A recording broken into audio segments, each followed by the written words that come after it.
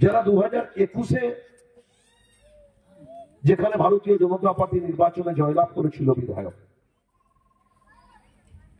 সেখানেই সেই এলাকার মায়েরা, বোনেরা, ভাইরা, সর্বস্তরের মানুষ ঐক্যবদ্ধভাবে আশীর্বাদের হাত বাড়িয়ে দিলেন।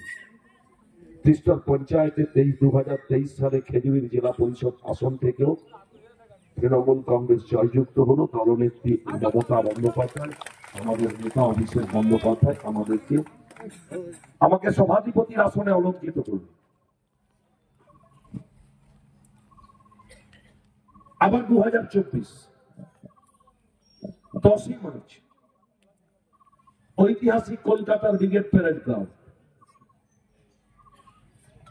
ডাক দিয়েছিলেন মমতা, সঙ্গে ছিলেন বাংলার লাখো লাখো জনতা।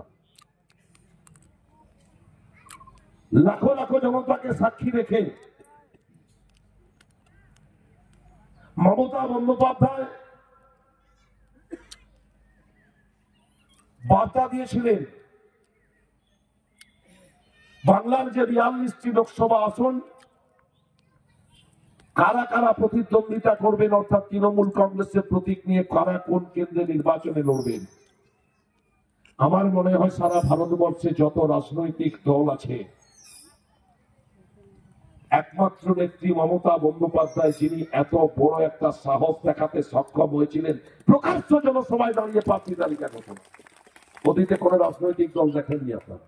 এখনো ভারতীয় জনতা পার্টি তার বিজেপির প্রার্থী তালিকা সম্পূর্ণ করতে পারেনি, তৈরি করতে পারেনি, ঘোষণা করতে পারেনি। মমতা বন্দ্যোপাধ্যায় 42টি আসনের নাম ঘোষণা করেছিলেন। কাঁথি লোকসভা কেন্দ্রে আমার নাম ঘোষণা